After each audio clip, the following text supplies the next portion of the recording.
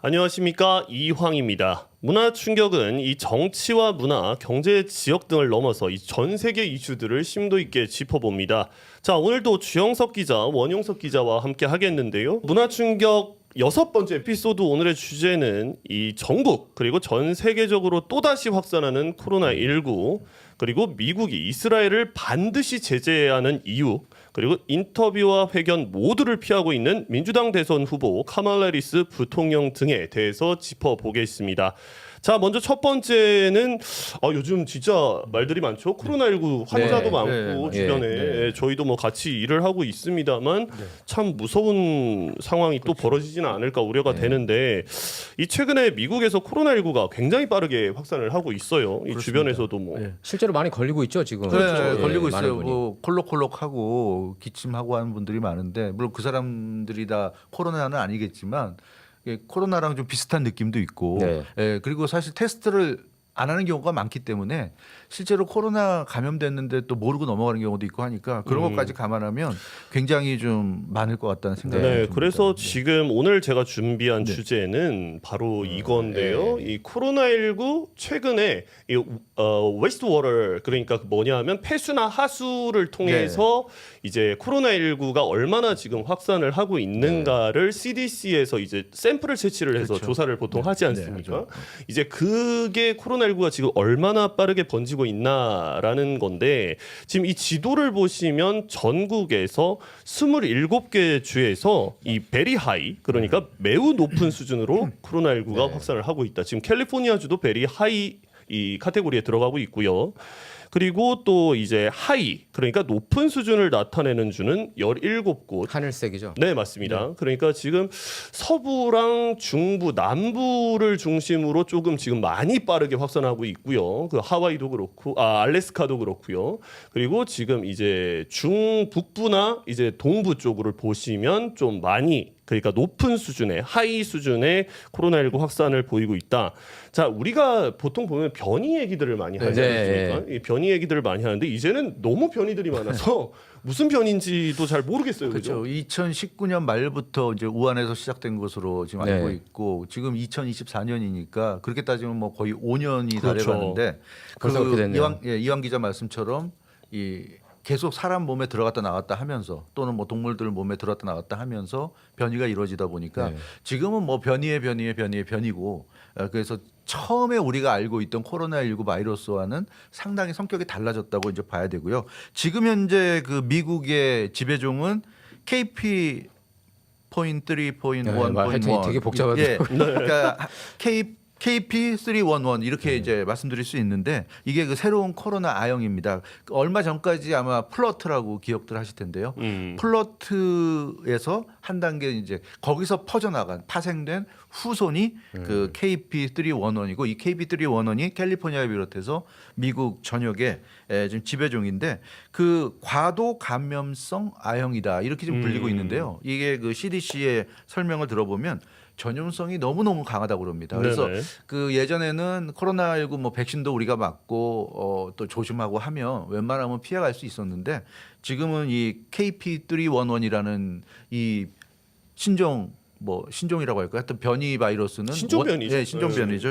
워낙에 전염성이 강해서 그 코로나19 팬데믹 내내 감염을 겪지 않았던 그런 분들도 계시잖아요. 그렇죠. 한 번도 안 걸렸다. 한 번도 안 걸렸다. 근데 그런 분들도 피해가기 어렵다는 게 지금 CDC의 얘기입니다. 그래서 굉장히 조심을 해야 된다는 얘기고요. 그래서 그 최근에 보면 CDC가 실내에 있을 때는 좀 마스크를 쓸 것을, 그러니까 뭐 명령은 아니고 권고하는 그런 령을 내렸고, 세계보건기구 WHO도 이게 이제 미국만의 문제가 아니라 전 세계에 지금 코로나19가 확산되고 있다. 지금 말씀드렸던 뭐 KP311이라든가 여러 가지 그 변이들이 좀 돌아다니고 있기 때문에 주의해야 된다는 건데, 지금 덥잖아요, 굉장히. 그렇죠. 더울 때 더 번지죠. 더운 때도 창궐하죠. 창궐하고요. 그 여름이니까 사람들이 이제 뭐 피서를 간다거나 놀러 가잖아요. 그러니까 이 인기 있는 그런 베케이션 장소에는 사람들이 많이 몰릴 가능성이 있고, 일단 그렇죠. 사람들이 많이 몰리면 퍼져나갈 가능성이 높은 거고요. 그리고 더운 여름철이다 보니까 야외에도 물론 나가지만 더우니까 이제 에어컨이 나오는 실내로 사람들이 들어갑니다. 그러다 보니까 실내에서 많은 사람들이 바글바글 하다 보니까 또 이 감염될 가능성이 높다. 그런 점에서 굉장히 그 우리가 이 여름을 슬기롭게 넘겨야 되지 않나. 사실 그 말씀에 그러겠네요. 동의를 하는 게 네. 저희가 에어컨을 켜놓으면 이제 사실은 이 코로나19를 좀 이겨내려면 한 가지 방법이 공기 순환이 잘 네, 돼야 잘 된다 돼야 되죠. 그랬잖아요 실내에서. 네. 근데 지금 에어컨을 켜놓으면 창문을 닫고 문을 닫고 그죠. 놓기 공기 때문에 순환이 안 내부에서 되죠. 계속 네, 악한 그렇죠. 공기들이 돌 수밖에 없어요. 특히 저희 빌딩 같은 경우에도 이런 큰 빌딩은 내부 순환이 쉽지 않단 말이에요. 네. 창문을 열어놓지 열 수가 없죠. 않으니까. 네. 그리고 아까 치명 이 빠르게 번진다고 하셨는데 네. 이 KP 포인트 3.1 이 변이가 그 오미크론 네, 처음에 오미크론. 그러니까 코로나19가 처음 발생을 하고 나서 또 변이가 생겼는데 네, 그 오미크론. 대표적인 변이가 오미크론이었죠. 네, 그렇죠. 이 오미크론 변이의 변입니다. 근데 이게 방금 말씀하셨지만 증상은 발열과 기침, 목 그리고 아픔, 호흡 곤란 네. 기존과 비슷한데 치명률은 0.1%로 낮다 그래요. 굉장히 치사율은, 낮지만 네. 하지만 방금 말씀하신 대로 전파력은 그 어느 변이보다 높다고 합니다. 그렇기 때문에 감기처럼 굉장히 빠르게 번지고 네. 있다.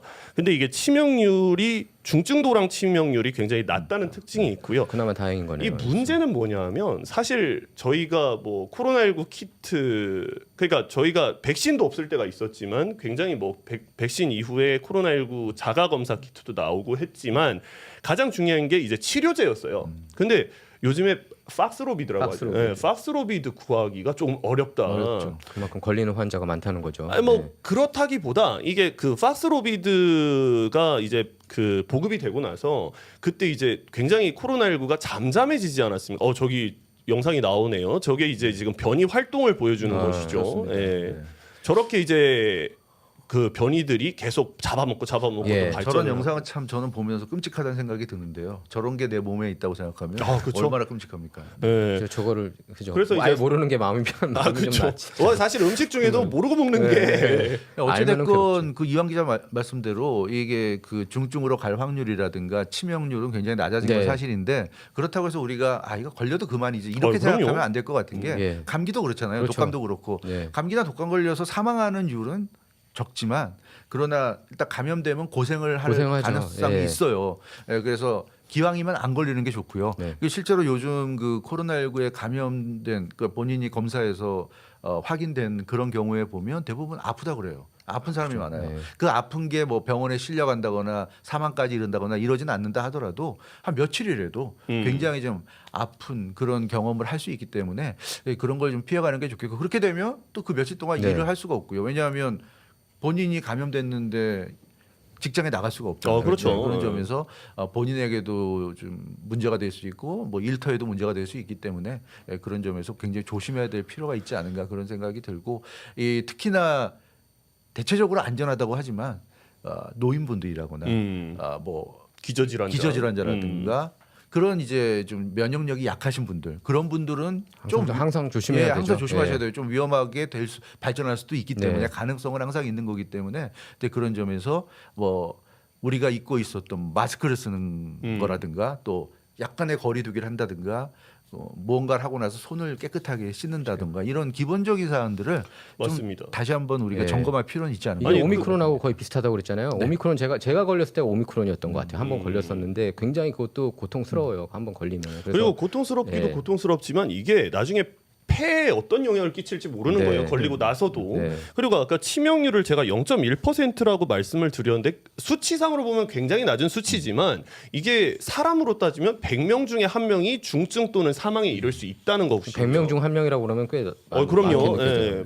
그리고 그 1000명으로 가면 1000명 중에 10명, 10,000명은 100명이에요. 그러니까 이 걸리는 즉시 이 자가격리라든가 이런 지침 지금은 좀 완화가 됐습니다만 하지 않으면 정말 이거 같은 경우에는 정말 저 소중한 사람들을 잃을 수도 있는 네. 자칫 그러니까 마스크를 쓰시고 그리고 또한 이 아까 팍스로비드 말씀을 드렸는데 이게 제가 한 예를 들면 한인 A 씨가 이 부인이 최근에 코로나19에 감염됐다고 해요. 그래서 증상이 심해서 네. 이 치료제인 팍스로비드를 구매를 하려고 이 한인 약국에 갔다고 합니다. 근데 이 처방전 받기가 쉽지 않았다. 그래서 이제 CVS 좀 더 큰 약국이죠. CVS에 갔더니 한 번은 처방전으로 저렴한 가격에 구매가 가능하지만 그 이후에는 $1,000 이상을 지불해야 한다는 이야기를 팍스로비드가요. 들었다고 하거든요. 그 얘기인즉슨 팍스로비드가 없는 건 아니에요. 없는 건 아니지만 그만큼 지금 코로나19 규제가 완화가 됐기 때문에 그리고 또한 이게 이제는 엔데믹이라 그러죠. 풍토병이라 그러지 않습니까? 그러다 보니까 이 약국이라던가 이런 그 시스템 자체도 예전보다 많이 완화가 돼 있어서 긴급 사태가 아니기 네. 때문에 구하기가 어렵다. 그러니까 사전에 이런 점들은 조금 숙지를 하고 어떻게 구할 수 있는가도 그렇죠. 예전에는 팬데믹이기 때문에 정부가 혜택을 준 거예요. 그렇죠. 약값을 아예 안 받거나 정말 기본적인 어떤 조금 작은 금액만 받았는데 위기 상황이라고 이제는 위기 상황이 얘기했으니까. 아니기 네. 때문에 이런 엔데믹에서 감염됐으면 감염된 사람이 책임을 지고 그러니까 약값을 다 내라. 그러다 보니까 약값을 제대로 받다 보니까 그렇게 이제 비싼 가격이 되는데요. 물론 우리 같은 서민들이 생각할 때는 아무리 그래도 약 하나에 뭐 $1,000가 넘는 거 말이 안 되지 않느냐 생각할 수 있는데 뭐 만들어낸 쪽에서 그렇게 받겠다고 하니까 결국 우리가 할 수 있는 최선의 길은 걸리지 않는 게 최선이고요. 웬만한 사람들이 이거 못 내겠네요. 그렇죠. 너무 비싸서. 그렇죠. 그렇죠, 그렇죠. 그래서 요즘 보면 우리가 지금 미국에 살고 있잖아요. 이 미국 거리라든가 뭐 마켓이라든가 이런 데 가보면 마스크 쓰신 분들은 굉장히 많이 좀 요새 오셨습니다. 많아진 것 같아요. 많아졌어요. 확실하게 예. 보이고 사무실에서도 보이고. 예전 팬데믹 때는 아무래도 우리 한인 같은 아시안들이 주로 많이 이 마스크를 썼는데 요즘은 뭐 아시안뿐만 아니라 뭐 백인이고 흑인이고 인종을 떠나서 네. 많은 분들이 그런 좀 것 쓰시고 같아요. 계십니다. 사실 그 말에도 동의하는 게 사실 예전 같은 경우에 그러니까 코로나19가 오기 전에는 마스크 쓰는 자체가 그 조금 뭐라 해야 되지 거부감이 있다고 아니 해야 옛날에는 될까요? 마스크 쓴 사람을 의심했죠. 코로나 그렇죠. 걸렸구나. 하고. 왜냐하면 너무 미국에서는 마스크 쓴 사람이 없고 한국은 뭐 네. 항상 쓰고 다니고 겨울이면. 사실 뭐 그래서 마스크 쓰는 뭐 사람들은 한국에서는 이상한 게 아니고 어렸을 때부터 저희가 추우면 쓰지 않았습니까? 그러니까 그게 문화인데 미국에서는 이게 쓰는 게 굉장히 어색했고 그렇죠. 쓰면은 코로나 환자 같은 아니, 그런 그러니까 느낌을 주고. 써도 코를 내놓고 이렇게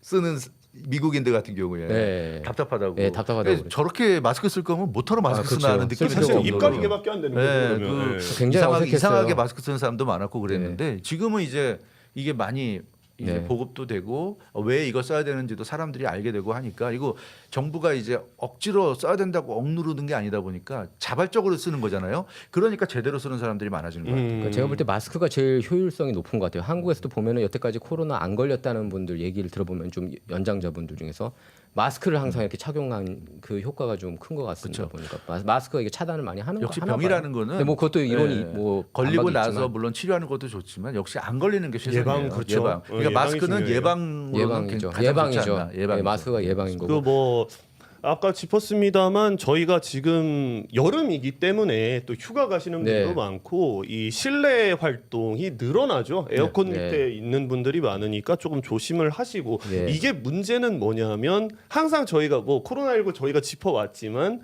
가장 많이 번지는 때가 여름이랑 겨울이에요. 네. 그 이유가 여름은 여름 방학 겨울은 겨울 방학 그렇기 때문에 사람들이 많이 놀러를 가다 보니까 밀집 지역들이 많이 생기는 네. 거죠. 예, 그렇기 때문에 좀 많이 번지고 있는데 좀 이제 주변 사람들 지인들을 생각해서라도 그리고 자기 자신도 보호하고 우리 소중한 사람들도 보호하기 위해서는 마스크 꼭 착용하셔야 되고 좀 걸렸다는 뭐 걸렸 특히 더 거나 아니면 증상이 좀 있다고 생각하시는 분들은 즉시 검사를 네. 받아보시고 네. 그 증상이라는 게 이제 가장 그 흔한 게 피로감이라고 그럽니다. 굉장히 피로하대요. 요즘 코로나를 걸리게 되면 그래서 그 전문가들이 하는 얘기는 매우 심한 피로가 평소에 그렇게 피로가 안 느끼는 분이 너무 피로한데 왜 이렇게 힘들지 이러면 의심을 해야 된다는 겁니다. 그리고 테스트를 해보는 게 좋고요.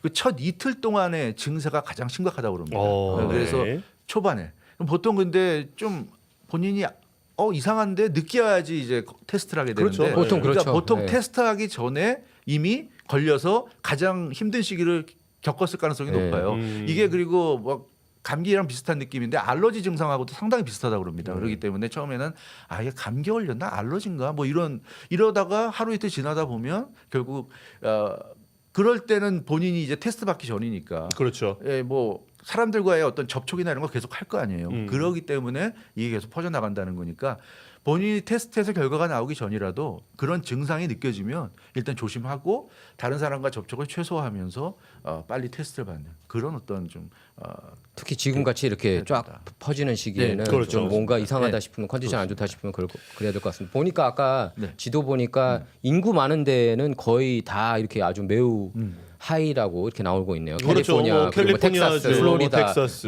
뉴욕도 들어간 것 같은데 네네. 예, 그런 지금 뭐 워싱턴주도 그렇고요. 예, 좀 저 인구 많은 주에서 이렇게 쫙 퍼져나가는 그런 느낌이에요. 여기 사실 저기 예. 하늘색이라던가 지금 집계가 안 됐다고 예, 저기 거기가 좀 나오는 약간 부분 같은 시골이잖아요. 경우에는 조금 사람들이 적죠. 예, 인구가 적고 인구가 적은 적은 곳이기 데고. 때문에 예. 자 인구가 많은 곳도 많은 곳이고 좀 이제는 저희도 조심할 때가 됐다. 그러니까 아프면은 힘들어요 일단. 그래서 아, 맞아요. 피해야 돼요. 진짜 최대한 예방하는 게 최고고. 예, 마스크 쓰는 검사도 좀 받아보고. 이상하다 그럼 싶으면 마스크 쓰고 그런 게 좋을 것 네. 같습니다. 자 이제 다음 감사합니다. 주제로 넘어가 보겠습니다. 예, 지금 뭐 하루가 멀다 하고 지금 계속 긴장감이 네. 고조되고 있는 이제 전 세계 화약고라고 불리는 네. 것이죠. 중동 정세 한번 짚어보겠는데 이 미국이 이스라엘을 반드시 제재해야 하는 이유에 네. 대해서 주영석 네. 주영석 기자 한번 얘기를 해보죠. 예, 그러니까 뭐 이스라엘이 가자 지구에서 이제 그 하마스에 그러니까 먼저 공격을 했죠 이스라엘을. 그렇죠. 10월 이제- 7일이었죠. 예, 10월 7일이었죠. 그러니까 로켓포 지금 공격. 거의 벌써 1년이 다 돼갑니다. 벌써 그렇게 됐나요? 그렇게 예. 10개월이 1년 됐고요. 다 돼가네. 예, 그 정말 어마어마한 희생자들이 지금 나오고 있어요. 안타까운 그런 희생자들이 나오고 있는데 이게 뭐 그런 점에서도 이게 빨리 전쟁을 끝내야 된다고 생각은 하지만 네. 또 냉정하게 이 미국에 살고 있는 우리 입장에서 보더라도 또 그 중동에 살지 않는 전 세계 다른 사람들을 입장에서 보더라도 이 이스라엘의 이 전쟁을 빨리 끝내야 된다는 게 경제에 너무나 심각한 악영향을 미치고 네, 있다는 저기 거. 뭐 네. 영상에도 나오지만 정말 처참하죠. 처참하죠. 네. 그 특히나 이제 저게 그 현지에서는 그 어떤 사람의 어떤 목숨이 달린 문제이기도 하지만 또 전 세계적으로 볼 때 경제가 또 이 이스라엘 전쟁 때문에 악화될 수 있는 부분도 있고 네. 또 중동에 그러니까 그 경제라는 거는 경제 논리에 의해서 경제 어떤 시스템상의 어떤 문제 때문에 안 좋아질 수도 있지만 뭐 우크라이나 전쟁도 마찬가지고 이스라엘 전쟁도 마찬가지고 이런 전쟁 같은 외부적인 그러니까 이런 건 사실 컨트롤할 수가 없는 부분이잖아요. 그렇죠. 예, 뭐 고금리면 금리를 내리면 되는 거고 인플레이션이 높으면 뭐 긴축을 해가지고 인플레이션을 끌어내리면 되는데 전쟁은 이스라엘하고 뭐 예를 들어서 뭐 팔레스타인이 싸우는데 중동 지역 다른 국가들이 가세에서 싸우는데 이걸 뭐 다른 나라들이 어떻게 하겠습니까? 우크라이나 전쟁도 지금 마찬가지고 네. 그래서 이게 문제인데 미국 같은 경우는 사실은 힘이 있고요.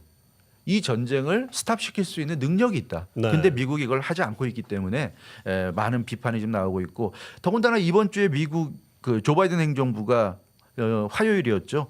이스라엘에 대한 200억 달러가 넘는 네. 주요 무기 판매를 승인했습니다.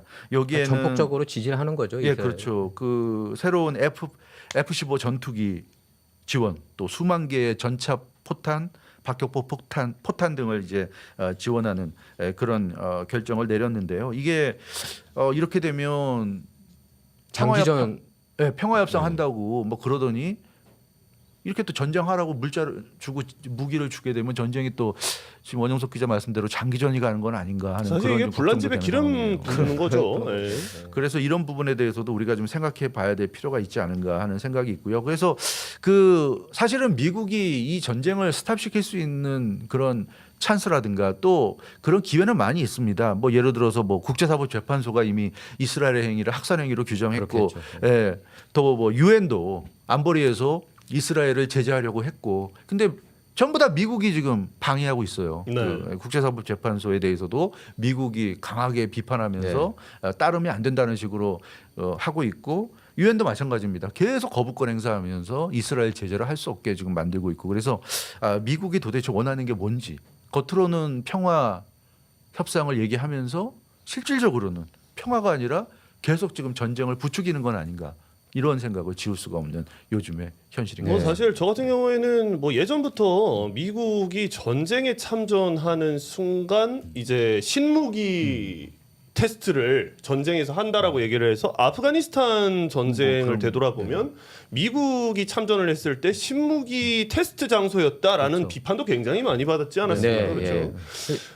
예, 일단은 제가 지금 그 바이든 정부를 굉장히 이제 좀 안 좋게 보고 있는 이유가 이런 전쟁을 은근히 바라는 거 아닌가. 이렇게 방위 산업체들의 그런 후원금을 받아가지고 이런 전쟁이 일어나면은 막대한 수익을 올리지 않습니까? 락히드 마틴이나 레이시안이나 보잉사 같은 경우가 트럼프 정부 때는 없었거든요. 이런 전쟁들이.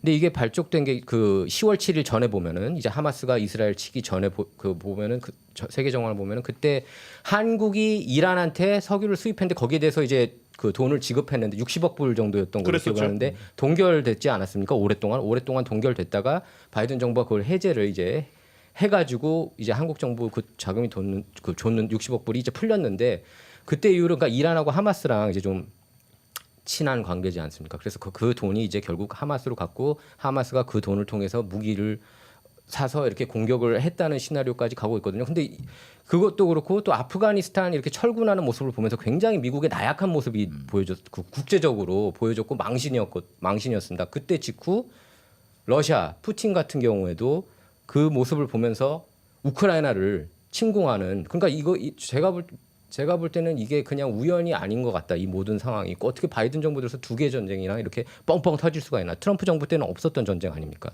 물론 이스라엘 그리고 지금 이제 먼저 친 거는 어쨌든 하마스 쪽이에요. 10월 7일 먼저 친 거는 하마스 쪽이고 거기에 대해서 이제 이스라엘이 끝까지 뿌리 뽑고 인질들이 아직 잡혀 있잖아요. 인질들이 다 풀릴 때까지는 싸울 명분이 있다. 이제 그렇게 옹호론자들은 그렇게 얘기를 하고 있지만 지금 제가 몇 달 전만 해도 4만 명이 사망했다고 그렇게 네. 기록이 됐는데 그 이후로 업데이트가 안 되고 있어요. 근데 더 많은 인명 피해가 있을 거라고 봅니다. 그러니까 당연히 이거는 다 종결해야죠. 끝내야 되는데 문제는 이제 미국 내 그 정치권을 보면은 유대계 자금이 굉장히 많이 들어가 있어요. 양당으로. 공화당 같은 경우에는 그 팩 놓고 보면은 공화당 전체 그 자금 받는 것의 4분의 1이 유대 자본이고요. 민주당 같은 경우에는 거의 절반에 가깝습니다. 그러면은 결국에 이스라엘이 원하는 정책을 펼치게 되는 거예요, 미국이. 돈에 이렇게 휘둘리고 있기 때문에. 그렇기 때문에 이번에도 이렇게 우리가 상식적으로 볼 때는 이제 당연히 끝내야 되는 거 아니야? 이렇게 보고 있지만 이 그 유대인 파워, 미국 내 유대인 파워를 또 한 번 이렇게 느낄 수가 있는 것 같아요. 이번에 그러면 하나 바이든이 또 이렇게 여쭤보고 예산을 싶은 이렇게 거는 지원했다는 게 이스라엘. 왜 도널드 트럼프 전 대통령 때는 전쟁이 없었다고 보시는 겁니까? 트럼프 정부 때는 일단은 그 강한 미국, 그러니까 그 peace through strength를 강조했거든요. 그 강한 미국을 보여줌으로써 다른 나라들을 이렇게 긴장케 한다. 그리고 예상하기 힘든, 그러니까 약간 어떻게 보면 미치광이, madman 그 전략이라고 볼 수 있죠. 미치광이 전략을 통해서 그 트럼프가 어떻게 움직일지 예상을 못하게 만드는 거예요. 그렇죠. 예를 들어서 그 김정은 같은 경우 북한하고 일촉즉발, 그러니까 언론 보도 내용을 토대로 보면은 둘이 정상회담 하기 전까지는 일촉즉발의 상황 아니었습니까? 그러니까 미국의 강한 모습을 그때 저는 보여줬다고 봅니다. 그러고 나서 이제 북한 김정은이 거기에 공포심을 느껴서 한국 쪽에 연락을 그 외교관 통해서 우리 트럼프하고 만나고 싶다. 그걸 바로 받아준 거 아닙니까? 그러고 나서 굉장히 어쨌든 적대국이긴 하지만 북한이 관계는 좋았고 ICBM 안 날라다녔어요. 북한 이슈만 놓고 봐도 그렇고 그리고 그 중동 같은 경우에는 어쨌든 이란에 대한 압박을 굉장히 세게 했습니다. 트럼프 정부가 이란에 대한 압박을 굉장히 세게 했기 때문에 거기에 대해서 이렇게 자본을 얻어서 하마스가 무기 사고 이런 일도 없었고요. 그리고 이건 뭐 트럼프가 본인 주장이긴 한데 푸틴한테도 절대로 우크라이나 침공할 생각하지 말라고 그렇게 몇 번 경고를 했다고 그래요. 본인 스스로가. 그래서 어쨌든 결과론이라고 볼 수도 있겠지만 트럼프 때는 전쟁이 없었고 지금 바이든 정부 때는 전쟁이 여기저기 터졌고 아프가니스탄 철군 과정에서 거기 군수 물자들을 수백억 달러치 그 장비들을 놓고 나왔단 말이에요. 미국이. 그것도 이해가 안 가고. 이걸 놓고 나와서 방위산업체 또 배 채워주려고 하는 거냐. 그런 비판도 계속 쏟아져 나왔고요. 그러니까 여러모로 이렇게 외교적인 이슈들을 볼 때 제가 볼 때 미국이 강한 모습을 보일 때 세계 평화가 좀 있고 한데 지금 굉장히 이제 미국이 바이든 정부 들어서 굉장히 나약해졌다. 국제적으로. 저는 그렇게 보고 있습니다. 그러면서 이제 그 국가들이 해외에서도 이렇게 전쟁들이 많이 더 터지고 있는 그런 양상이라고 봅니다. 주영석 네. 기자는 좀 어떻게 생각하시는지? 저는 그렇게 생각합니다. 조 바이든 행정부에서 물론 친이스라엘 정책을 편 건 사실이고요. 그렇지만 이 조 바이든 대통령이 중간중간에 이스라엘에 대해서도 뭐 경고도 하고 그러지 말라고도 하고. 근데 물론 말은 그렇게 하면서도 사실 말뿐만 아니라 액션까지도 함께 실행할 수 있었는데 이제 액션은 거의 없이 말만 하다 보니까 그 말의 어떤 진위, 본심까지도 지금 의심받는 상황이고 그런 부분이 좀 아쉬운 부분이 있고 그런데 트럼프 전 대통령도 보면 굉장히 친이스라엘이에요. 심지어 기억하시겠지만 트럼프 대통령 집권한 시절에 4년 대통령 하던 시절에 어떻게 됐습니까? 그 미국의 어느 대통령도 하지 않았던 예루살렘을 인정해 줬잖아요. 수도로. 그런 거는 이제 중동 지역의 평화를 깨트릴 수 있기 때문에 이스라엘은 원하지만 절대로 그걸 들어주지 않았는데 그걸 트럼프 대통령이 해버렸어요. 그래서 트럼프 전 대통령이 만약에 이번 선거에서 이겨서 대통령이 된다 하더라도 본인 말로는 뭐 전쟁을 끝내겠다는 식으로 얘기하지만 뭐 우크라이나 전쟁, 이스라엘 전쟁 다 끝내겠다고 하는데 저렇게 일방적으로 이스라엘을 지지하는 스탠스인 트럼프 전 대통령이 집권해서 어떻게 끝내겠다는 건 저는 이해할 수가 없고요. 일단 그런 식의 스탠스로는 끝낼 수 없다. 심지어 미국 내에서 이스라엘에 대한 비판이 요즘 고조되잖아요. 네. 저는 적어도 이스라엘 전쟁의 긍정적인 점은 이번 전쟁을 통해서 이스라엘의 민낯이 드러났고 민낯이 네. 드러났고 이스라엘이 어떤 나라인지 적어도 이제는 더 이상 이스라엘 얘기할 때 무슨 홀로코스트가 어쩌고 뭐 나치에게 뭐 희생당해서 우리 모두가 빚을 지고 있다 이런 소리 이제 더 이상 안 해도 되는 더 이상 할 필요도 없고 우리가 더 이상 이스라엘에 대해서 마음의 빚을 가질 필요도 없는 그런 상황이 됐고 실제로 미국 내에 살고 있는 주이시들 중에서도 유대인들 중에서도 젊은 층이라든가 이런 사람들이 거리에 나와서 사실 그 친 팔레스타인 프로 팔레스타인 시위를 보면 팔레스타인 사람만 나와서 하는 게 아니에요. 거기에 그렇죠. 보면 유대인들도 많이 같이하고 있습니다. 양심적인 유대인들이 나와서 우리는 이스라엘 지지하지 않고 특히나 네타냐후를 아주 혐오한다. 뭐 이런 얘기를 너무 많으니까. 하고 있는데요. 근데 그런 점에서 미국에서의 어떤 이스라엘 신화가 지금 벗겨지고 있다는 이런 부분은 굉장히 긍정적인 것 같고 다만 좀 제가 굉장히 부정적인 또는 절망적인 생각을 하고 있는 건 미국의 민주당과 공화당과 민주당이 있는데 기본적으로 두 당 모두 뭐 원영석 기자 말씀대로 그 주이시들 미국 내 주이시들의 파워가 있고 특히나 그 금전적인 파워가 강하기 때문에 슈퍼팩 이런 데서 지원을 받는 의원들이 많다 보니까 저번에 네타냐후가 와서 연설할 때도 이 참 기가 막혔죠. 단 한 명의 그 무슬림 의원만이 뭐 네타냐후를 규탄하는 그런 플랜카드 들고 있었고 그 외에 모든 의원들이 거기에 나와서 기립박수를 정말 기립박수. 너무나 많이 쳐서 그 누가 그런 얘기를 하더라고요. 북한에서 김정은 위원장이 연설할 때 기립박수 받는 것보다 훨씬 많이 받더라. 네. 그 완전 독재 국가고 그 김정은 위원장이 뭐 연설하는 건 다 형식적인 거잖아요. 그렇죠. 짜고 하는. 네. 근데 그런 데서 쳐주는 기립박수보다 더 많은 기립박수가 나오더라. 어떻게 이럴 수가 있냐. 네. 개탄하는 그런 얘기를 저는 기억을 하는데요. 그만큼 미국이 특히나 이 정치인들이 아직도 뭔가 이 좀 세상 돌아가는 거에 있어서 특히나 이스라엘 관계에 있어서는 아직도 좀 너무나 많이 뒤처져 있지 않은가 그런 생각을 좀 지울 수가 사실 없는 그러니까 거죠. 결국 저기 나오네요. 지금 기립박수를 치고 있죠. 네, 기립박수. 미국이 미국 내 가장 파워풀한 가장 큰 로비 단체가 에이펙입니다. 네. 예? 아메리카 이스라엘 로비 단체가 제일 크고 제일 막강한 영향력을 행사하고 저는 그런 생각도 들었어요. 아마 거기서 박수 치는 사람 안 치는 사람도 보지 않을까 그 후원자들 입장에서는. 그래서 그 정치인들은 사실 후원금 아니면은 정치인들이 연방 하원의원, 하원의원 같은 경우에는 자기 시간의 70-80%를 후원금 모금하는데 활용한다고 그럽니다. 근데 거기서 이제 가장 많은 자본을 유대인들이 이렇게 많이 준다고 생각을 해보세요. 그러면 어느 정도 휘둘리지 않을 수가 없고 맞아요. 굉장히 지금 잘못된 일들이 많이 나오고 있고 사실 이제 뭐 저희가 그러니까 자꾸 유대인을 얘기하면은 그건 이렇게 이제 메인스트림에서 이런 얘기를 하면은 안타이세마이시다. 그런 반유대주의라는 그런 말이 어떤 금방 이렇게 프레임을 낙인이 씌워버리죠. 찍혀요. 네, 그리고 프레임을 구글에서도 씌웁니다. 그런 네. 거를 막 검색해가지고 잡고 사실 그래가지고 유튜브에서도 이렇게 좀 검열 받고 그럴 수가 있어요. 막 그 유대인들은 너무 막 그러니까 있는 사실을 그대로 얘기해도 그러니까 이렇게 막 영향력이 크다, 입김이 세다라고 언급을 해도 그러니까 근데 아까 그 트럼프 얘기했는데 제가 그 유대인들이 트럼프 별로 안 좋아해요. 유대인들은 전통적으로 거의 전폭적으로 흑인을 지지하는 거의 흑인과 비슷한 수준으로 무조건 민주당을 지지하는 그런 그 민족입니다. 트럼프 지지율을 보면요. 그때 그 2017년 때 지지율을 보면은 18%였어요. 그 유대인들 대상으로. 근데 민주당은 50% 이상입니다. 그러니까 전통적으로 유대인들은 트럼프를 별로 안 좋아해요. 트럼프가 물론 이스라엘 그 수도를 예루살렘을 이스라엘 수도로 인정한 거 그거는 맞지만 그게 꼭 이번 전쟁까지 이렇게 이어져 온다라고 하면은 좀 너무 좀 심한 비하가 아닌가 싶어요. 벌써 몇 년 전이니까. 그리고 지금 제가 볼 땐 바이든 정부가 결국 세계 리더는 미국 아니에요? 세계 리더가 잘 못하면은 전쟁들이 곳곳에서 저는 일어난다고 보고 거기에 대한 책임을 바이든 정부도 어느 정도 저는 있다고 보고요. 그리고 말과 행동이 틀리잖아요. 말은 뭐 가끔씩 이제 비판해요. 트럼프도 이스라엘 벤자민 네탄야후 비판 안 한 적이 없는 건 아닙니다. 여러 차례 비판을 했고요. 근데 행동은 거의 100% 지원이라고 해도 과언이 아닙니다. 근데 뭐 지금 보면은. 보면은 네타냐후 얼마 전에 트럼프 대통령 만나지 않았어요? 만났어요. 네, 네. 만났죠. 그러니까 트럼프는 그 그리고 자리에서 분명하게 필요- 이스라엘 편을 뒀습니다. 치료 불가분이라는 생각으로 만난 것 그런 같아요. 것도 정치적으로 있어요. 네. 제가 정치적으로 얘기할게요. 만약에 안티 이스라엘 이제 나오잖아요. 대통령 후보가 지금 카말라 해리스도 원래 평상 그 전에는 안티 이스라엘 좀 가끔씩 발언했는데 근데 지금 대선 후보로서 난 이스라엘 반대야 그러면 그 사람은 떨어질 가능성이 굉장히 높아져요. 그러나 솔직히. 그것도 이제 예전 예. 얘기고요. 예. 요즘은 좀 많이 분위기가 달라졌다. 예전 어찌됐건 젊은 층 사이에서. 젊은 층 진보적인 유권자들이 이스라엘을 굉장히 좀 비판하는 걸 넘어서서 거의 지금 혐오 단계까지 가고 있기 때문에 이제 그런 점에서 정치인들이 너무 대놓고 친이스라엘적인 행태를 보이면 오히려 감점 요인이 될 수 예. 있고요. 표를 못 받을 수 있다. 그런 걸 말씀드리고 싶고 또 하나는 원정석 기자 말씀하신 대로 조 바이든 대통령이 전반적으로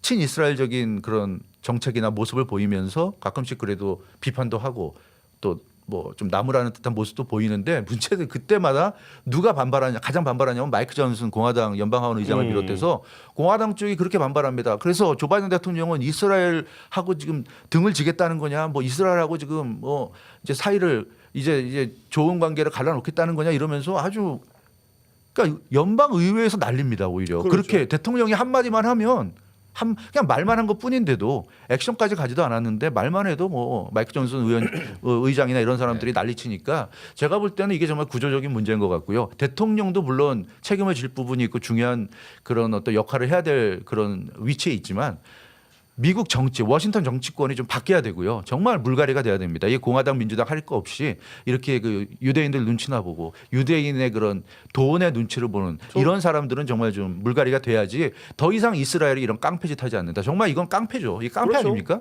이스라엘이 국제 깡패인데 너무 대놓고 깡패짓을 하니까 이건 마치 백주대낮에 깡패짓은 깡패가 아니다. 뭐 이런 논리도 아니고 그래서 이런 그 이스라엘을 잡기 위해서는 미국 워싱턴 정치권이 물갈이가 돼야 된다. 사실 근데 네. 아까 뭐 무기 달러 합의한 것도 저거 무기도 합의한 것도 민주당만 한다고 해갖고 그렇죠. 되는 일이 당연한 아니죠. 아니죠. 양당이- 이거는 공화당도 찬성을 그래서- 했으니까 되는 거 아니겠습니까? 예, 그래서 유대인들이 얼마나 이스라엘의 미국을 향한 그 영향력이 얼마나 크냐면은 지금 뭐 제프리 앱스틴 사건 같은 경우에도 지금 별로 많이 안 다뤄지고 있거든요. 유대인이잖아요. 제프리 앱스틴이 지금 그 모사드 에이전트로 활동했을 가능성이 굉장히 높다. 그리고 거기 앱스틴 아일랜드에서 정치인들, 엘리트들, 사회 엘리트들을 끌어모아서 거기서 이제 미성년자들하고 성관계한 거를 영상으로 찍고 그걸 약점으로 잡고 있었다는 거 아닙니까? 그런 얘기까지 지금 나오고 있는 게 그 유대인의 그런 영향력. 저희가 지금 맨날 보고 있는 CNN이나 뭐 ABC, MBC 그 꼭대기 우두머리 한번 가보세요.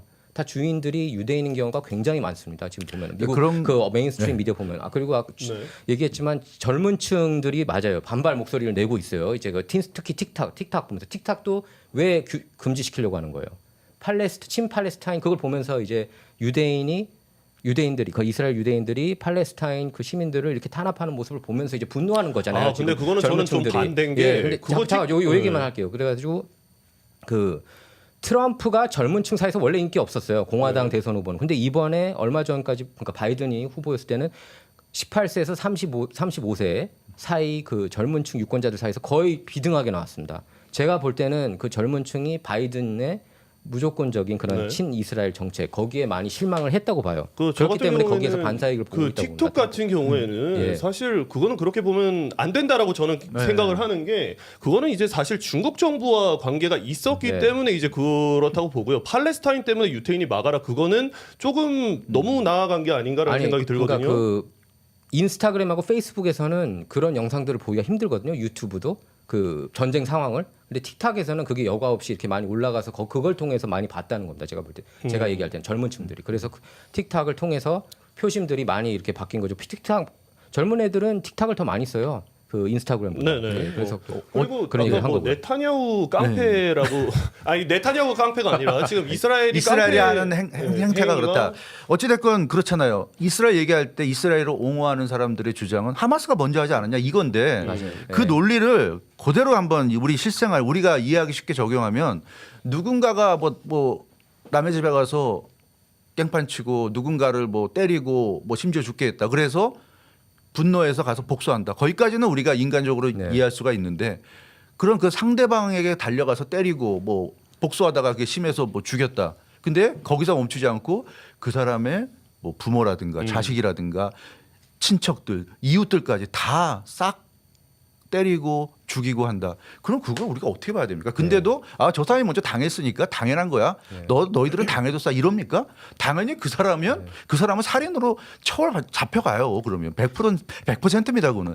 그런데 이스라엘은 짓이 그것과 다를 게 없잖아요. 지금 하마스를 가지고 지금 언제까지 얘기를 할 거예요? 마치 홀로코스트 가지고 지금 얼마나 오랜 세월을 그러니까 맞아요. 이렇게 자기들의 잘못하는 행동을 그 어떤 방패막이 삼았는데 그러면 안 되는 거죠. 할리우드 영화를 봐도 홀로코스트에 대한 영화는 굉장히 많잖아요. 그러니까 일단 할리우드는 완전히 유대인들이 잡고 있어요. 완전히 장악했다고 해도 과언이 아닌데, 근데 왜 다른 독재자들에 대해서는 그런 비판 영화가 없느냐? 무솔리니나 왜 다른 비판? 지금 좋은 얘기 하셨는데 왜 다른 독재자는 왜 그렇죠. 없어? 왜 히틀러가 다 인류 역사에서 나쁜 걸 다 혼자서 다 독식했어? 이게 이런 반발이 나오고 다른 있어요. 그 독재자들 얘기는 하는데 이스라엘에 대한 비판적인 영화가 없고 할리우드 얘기하니까 생각나는데 그 우리가 잘 아는 멜 깁슨. 멜 깁슨이 그렇게 연기도 잘하고 감독으로서도 정말 최고죠. 유능한 정말 헐리우드를 대표하는 스타였는데 결국 주이시를 비판하다가 이스라엘 비판하다가 찍혀가지고 하루아침에 사라져 버렸어요. 물론 멜 깁슨은 매장당했죠. 개인으로서는 잘 살고 있는데 최근에도 사진 올라온 거 보니까 뭐 턱수염 더부룩하게 났는데 모습 보니까 평화롭게 잘 살고 계신 것 같은데 중요한 거는 멜 깁슨이 한 게 뭐냐면 비판한 것뿐이에요. 한마디 했는데 그걸 가지고 저렇게 사람을 완전히 생매장시키고 멜 깁슨 같이 잘 나가던 사람이 하루아침에 생매장 당할 정도로 유대인들의 이 말도 안 되는 파워가 어마어마했는데 요즘은 다르죠. 심지어 이스라엘 출신인 나탈리 포트만 같은 배우가 이스라엘 출신인데도 요즘 그 이스라엘 행태를 보고 본인의 조국을 비판하고 있어요. 예전 같으면 말도 안 되는 일이고 나탈리 포트만도 매장 당할 수 있는데 매장 안 당하죠. 당할 수가 없어요. 이제는 멜 깁슨이 요즘 그런 얘기했으면 절대로 매장 안 당했을 텐데 좀 안타깝다는 생각이 들어요. 그래서 얼마나 이 말도 안 되는 지금 현실이 미국에서 펼쳐지고 있는가. 그 엔타이세미티즘 같은 것도 말이 안 되는 게 이 세상에 비판할 자유가 있잖아요. 왜 유대인들은 비판을 하면 안 됩니까? 엔타이세미티즘이 문제가 단순한 비판을 넘어서서 뭐 우리도 아시안들이 뭐 그 피해를 입는다고 우리가 그 증오범죄 얘기하는데 증오범죄는 비판하는 게 문제가 아니잖아요. 멀쩡한 사람을 거리에서 갑자기 공격을 하고 때리고 그래서 뭐 심하게 다치게 하고 심지어 죽게 하고 이런 게 문제가 되니까 범죄가 되는 거고 엔타이세미티즘은 그게 아니라 비판만 해도 문제가 된단 말이에요. 너 엔타이세미티즘이야? 아니 표현의 자유가 있는 나라가 언론의 자유가 있는 나라가 비판을 못 합니까? 이게 무슨 얘기예요? 공산당이에요. 코미디언 공산당이지. 이스라엘에 대해서는 미국 사회는 완전 공산당 사회예요. 아니 그렇잖아. 아니 이스라엘을 왜 우리가 욕을 하면 안 되고 주이시들에 대해서 욕하면 왜 안 되냐고요. 그게 제가 볼 때 이거 말도 안 되는 얘기야. 지금 미국의 현실을 짚은 거예요. 미국의 현실이고 심지어 스탠드업 코미디언 데이브 샤펠 같은 경우에는 그 하여튼 이스라엘 얘기를 했는데 내가 흑인도 놀리고 백인도 놀리고 이렇게 놀리는데 똑같이 그 기준을 유대인에 적용하면 나는 엔타이세마이시다고 난 반유대주의인이 된다고 그 얘기를 오죽하면 그랬겠고 지금 미국 내에서 가장 제가 볼 때 전 세계적으로 가장 친 이스라엘 발언을 가장 영향력 있게 밝히는 논객이 벤 샤피로라는 분이에요. 벤 샤피로인데 보수 논객. 이 벤 샤피로가 한 얘기가 그겁니다. 이 사람이 이제 이스라엘 쪽을 옹호하는데 뭐라고 얘기했냐면 미국은 진주만 당했을 때 일본에 원폭 2번이나 하지 않았느냐. 너네들은 그렇게 하는데 우리는 그렇게 못해. 그렇게 반론을 하고 있거든요. 거기에 대해서 어떻게 생각하세요? 그거는 얘기를 하고 말도 안 되는 그렇게 얘기죠. 얘기를 해요. 사실은 그때는 뭐 전쟁을 빨리 끝내기 위해서 효과적으로 끝내기 위해서 그렇게 했다고 하지만 지금 와서 사실 미국 내에서도 많은 반성과 또 그 부분에 있죠. 대해서 논의가 있잖아요. 토론이 있잖아요. 논란이죠.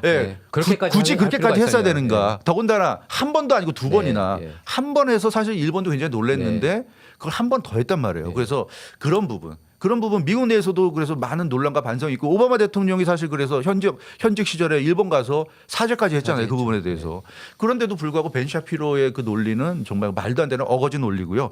그 이번에 우리가 미국만이 아니라 전 세계적으로 이 반 이스라엘 열기를 알 수 있었던 게 올림픽, 파리 그렇죠. 올림픽 때 이스라엘 선수들이 경기할 때마다 거의 경기장에 거의 모든 관중들이 야유세를 퍼부었고 그 개인 경기든 팀 경기든 상대방이 이스라엘을 이기면 그러면 환호하는 어마어마하게 환호하는 그런 모습이 저는 굉장히 인상적이었고요. 그만큼 그건 누가 시켜서 하는 게 아니란 말이에요. 스스로 하는 전 세계 사람들의 공통된 감정입니다. 이스라엘 나쁜 놈들이다. 저놈들 나쁜 놈들인데 그래서 올림픽에서 러시아가 우크라이나 전쟁 일으켰다고 해서 지금 밴됐잖아요. 그 출전 못하게 금지시켰잖아요. 네. 그런데 이스라엘은 나온다. 예, 나온단 말이에요. 네, 이것도 굉장한 논란이 그러니까 됐어요. 그만큼 이게 세계적인 그 영향력이 너무 크고 지금 제너사이드라는 얘기 나오잖아요. 인종 이제 팔레스타인을 그냥 말살시키는 거냐 전부 다 지금 그 그렇죠. 인종 청소 네. 발언까지 이렇게 그 나올 정도로 굉장히 상황이 그렇죠. 악화됐는데 그런- 이게 근데 이스라엘 건국으로 가보면은 사실 사라진 나라가 그러니까 그 2000년 만에 1948년에 돌아온 거잖아요.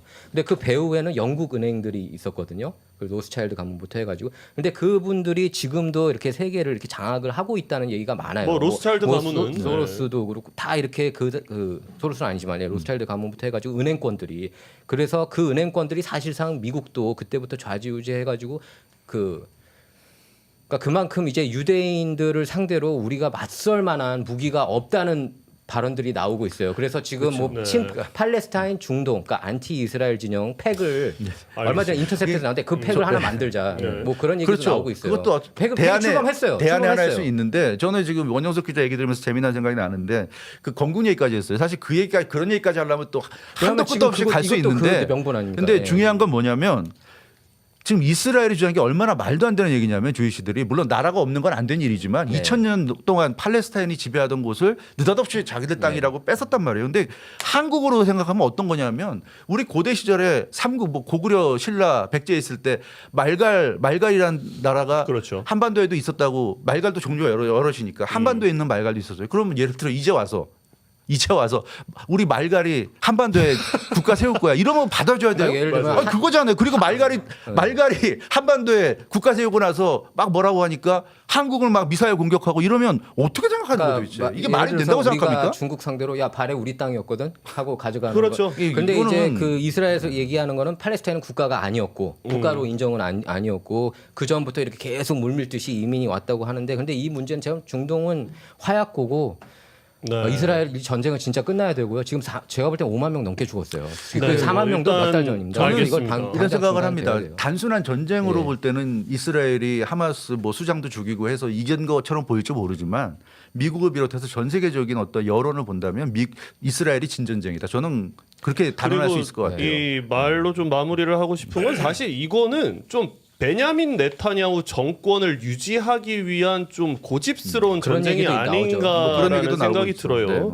네, 네, 뭐 이 중동의 내부에서 화약고, 인기가 없잖아요. 근데 네, 아무튼 중동의 하얗고 지금 이스라엘 전쟁과 관련해서는 뭐 계속해서 지금 확전이 나올 거라는 얘기도 나오고 뭐 하기 때문에 계속 팔로우업을 해보겠고요. 자, 다음 소식이죠. 네. 자, 인터뷰와 회견을 모두 피하고 있는 민주당 대선 후보 카말라 해리스 부통령. 자, 네. 원영숙 기자. 네, 그래서 카말라 해리스가 이제 대선 후보로 출마한 지 이제 3주가 넘었는데 25일 연속, 25일 연속 기자회견 한 번도 없고 인터뷰 한 번도 하지 않는다. 그 동안에 도널드 트럼프는 막 한 수십 번 했다고 그래요. 그리고 뭐 네. 가장 최근에는 일란 머스크하고 2시간 예. X 대담도 가졌다고 합니다. 그리고 일란 머스크가 카말라 해리스한테도 제안했죠. 제안을 네, 하자고. 했어요. 근데 네. 거기에 대해서 아직 응답이 없는 거절은 안 했죠 아직. 거절은 안 했는데 안 할 것 같은 느낌이. 했으면 좋겠어요 저는. 카말라 해리스의 생각을 듣고 싶고 왜냐하면은 지금 카말라 해리스를 보고 정책이 너무 공약이 예전에 자기가 주장했던 거하고 180도 다른 경우가 많이 있거든요.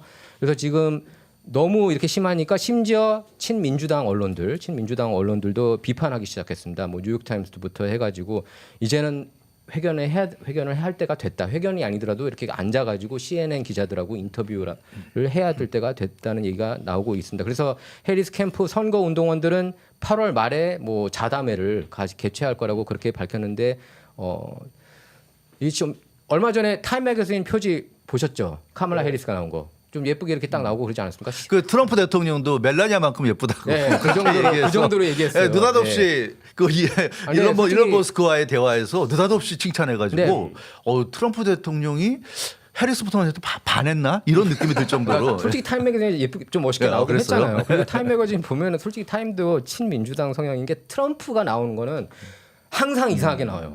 막 이렇게 그것도 뭐라 그러죠? 그 캐리커처를 해가지고 막 이렇게 막 진땀 흘리고 막 하여튼 거의 뭐 있으면 세상에 존재해서는 안 된다는 뜻이 나오고 심지어 어떨 때는 8페이지짜리 그 스페셜을 다루는데 머리 자른 거 있죠. 참수하고 싶다는 듯이 머리 잘린 상태로 다 나온 거예요. 8페이지. 야, 근데 대통령인데 한국과 그렇죠. 대통령이 아무리 싫어도 근데 이번에 카마라 부통령 아주 정상적으로 잘 나왔죠. 장타하는데 근데 심지어 타임 매거진에서 커버 표지를 했는데 어떤 일이 벌어졌는지 아십니까? 카말라 해리스가 인터뷰를 거부했어요. 안 했어요. 심지어 타임 매거진에서 표지까지 해줬는데 그 정도로 이렇게 언론을 피하는 이유가 아마 저희들은 대충 알 거예요. 이분이 이렇게 기자회견이나 인터뷰를 할 때 실수를 굉장히 많이 하고 좀 헛소리 그리고 반복된 소리 뭐 passage of time 뭐 시간이 흐른다. 이분이 그 어록이 있어요. 그 워드 샐러드라고 그러는데 그 무슨 얘기하는지 모르겠다. 뭐 그런 게 그런 문구들이 여러 개 있는데 그래서 지금 해리스 캠프가 보호 차원에서 카말라 해리스는 보호해줘가지고 이런 데 나오지 않게 말실수하지 않게 보호해가지고 당선을 시키자 이런 작전을 펴고 있다는 그런 의혹을 받고 있습니다. 왜냐하면 바이든 같은 경우에는 2020년 때 굉장히 캠페인 활동을 많이 안 했거든요. 유세도 네. 안 하고 그때 팬데믹을 핑계로 해가지고 그래서 공화당 진영에서는 베이스먼트조 지하조라고 이렇게 비하했습니다. 그 지하실에서 그냥 숨으면서 당선이 됐잖아요. 어쨌든 그래서 카말라 해리스가 그 플레이북을 그대로 사용하고 있다 이런 비판이 나오고 근데 있습니다. 반대로 좀 생각을 해보면 지금 사실 대선까지 얼마 남지 않았단 안 남았어요. 말이에요. 예. 그러면은 전략적으로 봤을 때 이 민주당 캠프 전략적으로 봤을 때 좀 민주당 입장에서는 뭐 예를 들어서 헛소리를 해도 네. 2달 남았는데 지금 그리고 뭐 오늘 아침에도 지지율이 나왔습니다만 이미 다 뭐 넘어섰어요. 예, 넘어선 상황에서 굳이 긁어부스럼 만들 필요가 있나라는 전략적 접근도 그러니까, 있지 않나라는 네, 생각이 제가 드는데. 그래서 그 부분을 말씀드리고 싶은데 뭐 저는 원영석 기자 말씀에 동의해요. 그러니까 카말라 해리스가 이상한 게 아니라 네네. 카말라 해리스가 전형적으로 그런 유형의 정치인입니다. 그러니까 말을 잘 못하는 정치인. 아, 네. 네, 특히나 질의응답. 네. 그러니까 질의응답. 그러니까 이 랠리는 하잖아요. 유세는 하는데 유세는 그냥 스크립 써놓은 거 맞아요. 보고 그냥 읽기만 하면 되니까 그거는 뭐 사실 별 문제가 아니고 중요한 거는 이제 기자들과 왜 만나지 않냐면 기자들은 질문을 하고 질문을 듣고 거기에 대해서 대답을 해야 되기 때문에 랠리에서 연설하는 것과는 다른 차원의 얘기입니다. 그래서 카말라 해리스처럼 말을 잘 못하는 사람은 사실은 꺼릴 수밖에 없고요. 이게 카말라 해리스뿐만 아니라 전통적으로 보면 미국도 그렇고 한국도 그렇고 말 못하는 정치인들의 숙명이죠. 되도록 피합니다. 왜냐하면 자기가 입을 열어서 도움이 되기보다는 도움이 안 될 가능성이 높아 보이니까 피하고 싶은 거죠. 그래서 그렇죠. 저는 그런 부분은 카말라 해리스가 말을 잘 못하는 후보라는 거 그 점은 저는 인정을 하고요. 그러나 이완 기자 지금 조금 전에 말씀하신 것처럼 좀 앞서가고 있는데 굳이? 어차피 인터뷰 안 해도 그러면 당연히 할 필요 없는 거예요. 좀 욕 좀 먹더라도 예, 피해가는 게 전략적으로 맞지 않나 싶고 그러나 어찌됐건 11월 5일 대통령 선거일까지 이런 식으로 피해만 간다 그럴 수는 없으니까 당장 뭐 9월에 지금 디베이트도 잡혀 있고 네. 그래서 결국 언젠가는 할 텐데 되도록이면 늦게 하고 싶은 게 아마 카말라 해리스 부통령의 생각인 것 같고 그 캠페인 쪽의 생각인 것 같아요. 그리고 이 중요한 거는 카말라 해리스 부통령 입장에서는 그 허니문이잖아요 지금. 허니문이죠. 네, 지금 그리고 이제 좀 길어지고 있는 것 같아요. 길어지고 있죠. 민주당 전당대회가 아직 안 했잖아요. 네, 이제 네, 곧 열리겠지만 그래서 민주당 전당대회에서 수락 연설하고 그러면 이제 본인이 지금까지는 핑계를 낼 수 있는 게 뭐냐면 아 내가 사실상의 후보지만 공식적으로 수락 연설도 안 했고 내가 근데 후보랍시고 나가는 거는 좀 그렇다 이렇게 얘기하면 사실 언론들도 좀 그렇지 뭐 이렇게 할 수 있어요. 그런데 수락 연설까지 마치고 나면 그 다음에 사실 언론을 피할 그런 명분도 없다. 그래서 저는 아마 최대한 미룬다면 수락 연설 할 때까지는 미룰 수 있는데 언론과의 접촉을 그러나 수락 연설 끝나고 나면 이제는 나설 수밖에 없지 않느냐. 저는. 제가 봤을 때는 그 시점이 그 9월 이제 그 저기 누구죠? 도널드 트럼프 전 9월 10일. 대통령과 예, 지금 디베이트. 있지 ABC 않습니까? 토론. 그 이후까지도 안 할 것 같다는 생각이 들죠. 안 할 수도 있고요. 근데 이러다가 그러니까 오케이 지지율 많이 이렇게 역전했다고 쳐요. 네. 예전에 지지율 줄곧 앞서고 있는 걸로 나오다가 역전패당한 후보가 있지 않습니까? 바로 2016년 대선 사이클 때 힐러리 클린턴이 줄곧 지지율 앞서고 있었고 심지어 뉴욕타임스는 당선 전날 그 대선 전날에도 92% 이상 당선될 확률이 높다고 그랬는데 졌어요. 그러니까 이렇게 힐러리의 전철을 밟을 수 있다. 지금 그런 비판도 나오고 있습니다. 지금 그 카말라 해리스 같은 경우가 그렇고 지금 CNN 그 아코스타 기자는 왜 그 한번 따졌어요. 왜냐하면 지금 캠페인 대변인들은 나오고 있거든요. 네. CNN 인터뷰해가지고 그래 왜 안 나오냐 카말라 해리스 한번 데리고 아코스타는 나와라. 아주 대표적인 반트럼프. 네, 반트럼프죠. 나와라. 왜 질문 부통령이 지금 현직 부통령인데 질문을 받을 수 있는데 왜 안 하는 거냐 이렇게 비판을 하고 있고요. 그리고 지금 카말라 해리스가 조 바이든하고 거리두기에 나섰다고 그럽니다. 거리두기. 왜냐하면 그동안의 그런 인플레이션 어쨌든 바이든 정부 밑에서 이렇게 굉장히 악화됐기 때문에 그게 마치 이제 자기랑 같이 원래는 바이든 해리스 카드였잖아요. 근데 마치 이제 바이든하고는 자기하고는 상관이 없다. 그렇게 뭐 거리감을 더 지금 두고 있다고 거리를 더 두고 있다고 그런다. 그 워싱턴 포스트도 이제 비판에 나섰어요.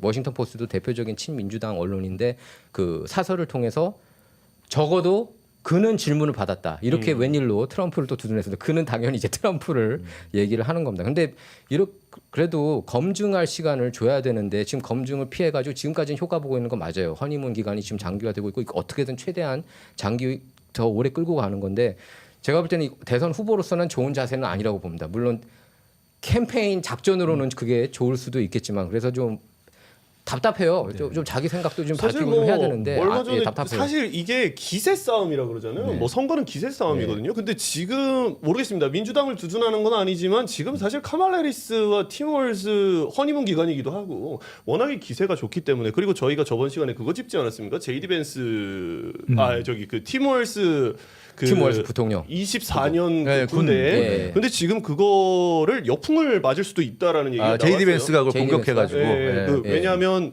재향군인회에서 얘기를 했어요. 예, 재향군인회에서 뭐라고 얘기를 했냐면 오늘 아침에 이 떴죠. 벤스 의원이 월즈 주지사 공격이 정치적인 동기에 의한 공격이다. 이 팀월즈의 조국이 이라크를 가라고 요구했을 때 그는 군대에서 제대했고 뭐 이 벤스 의원이 얘기를 했지만 이 재향군인회에서는 월세 군복무를 공격한 벤스의 최근 발언은 예의가 없는 것이며 군인들을 모독한다. 네, 심히 실망스럽다. 우리가 역시 깊이 감사하는 벤스 자신의 군 복무 그러니까 해병대죠. 감안할 때 더욱 그렇다고 썼는데 그걸 보면 지금 사실 공화당 입장에서는 조금 위태위태한 거 네. 아닌가라는 생각이 그렇게 들어요. 볼 수도 있고. 그냥 제가 볼 땐 그래요. 재향군인들 중에서도 다 공화당 지지하고 자 트럼프 지지하고 그런 거 아니라고 보고 그분들은 아마 민주당 성향 분들 재향군인들도 다 뭐 그 제이디 벤스 이라크 갔다 왔다고 뭐 지지할 필요는 없는 거고요. 뭐그 24년 복무한 거는 맞고 그거는 부인할 수 없는 사실이고 팀 월즈가. 그러니까 제가 근데 이 얘기를 하는 거. 예, 근데 이제 정치적으로 공격을 할 수는 있다고 봅니다. 제이디 벤스가 분명히 이제 토론 잡혔죠. 10월 1일에. 10월 1일에 부통령. 토론 예, 잡혔어요. 그때 아마 제가 볼 때는 분명하게 제이디 벤스는 자기는 이라크 파병 갔다 왔으니까 해병대원으로서 집중적으로 파고들 겁니다. 왜 당신이 그 이라크 파병될 걸 알고 나서 전역을 했냐고. 왜냐하면 그 부대 그때 당시 멤버들 중에서 비판한 사람들이 있었어요. 네. 그분의 리더십이 필요했다. 그 자리에서 꽤 그 소령으로 제대했는데 그것도 지금 논란이 많잖아요. 소령으로 제대 안 하고 그 전 단계 하사관이었나 그걸로 제대하는 게 정확하다. 상사였나? 예, 상사였나 그렇게 논란이 됐는데 그때 그걸로 인해서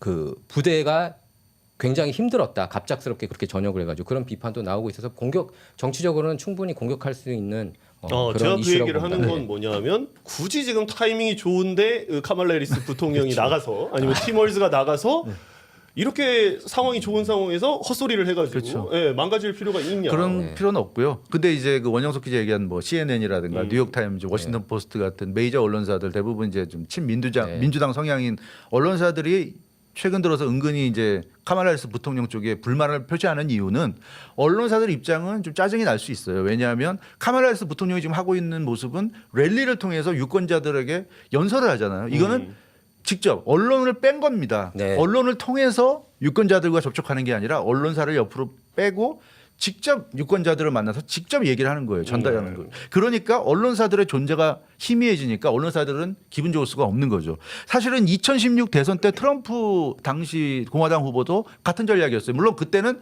분위기 달랐죠. 그때는 모든 메이저 언론사들이 다 힐러리 클린턴 민주당 후보를 지지했고 트럼프 후보가 혹시라도 대통령이 될까봐 굉장히 공격하는 분위기였고 그러다 보니까 트럼프 전 대통령 입장에서는 너무나 이제 모든 언론사들이 자기에게 적대적이니까 인터뷰할 수도 없고 인터뷰해봐야 좋게 안 내줄 걸 아니까 아예 인터뷰를 하지도 않고 어떻게 했냐면 그때 트위터만 이용했어요.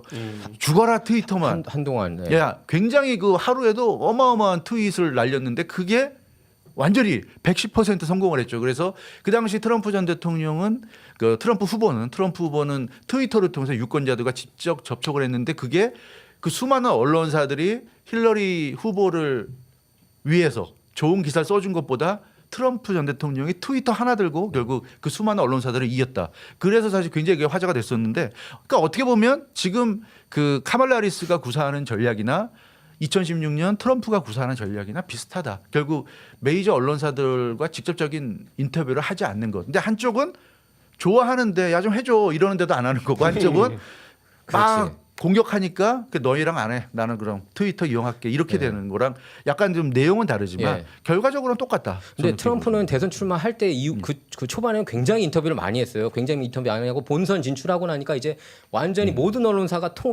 무조건 트럼프 막자, 트럼프 죽이기에 들어가니까 맞아요. 한 달인가 얼마 동안에 아예 그 막판 들어서 자기가 안 하겠다고 인터뷰를 왜냐면 해봤자 막 뒤틀고 하니까 너무 그런 공격을 적이 많이 당했어요. 네, 그런 그때. 적이 있었죠. 그러니까 제가 볼 때는 그게 이제 오히려 트럼프 지지 기반이 된 거예요. 그러니까 주류 언론이 너무 심하게 하니까 이거는 뭐 정파를 떠나서 야 이건 해도 너무한 거 아니야. 그래서 트럼프 지지하는 사람들도 많이 생겼는데 지금 카말라 해리스 같은 경우에는 유세에서 자기가 하고 싶은 얘기는 하는 거잖아요. 누가 반박도 못 하고 그 유세니까.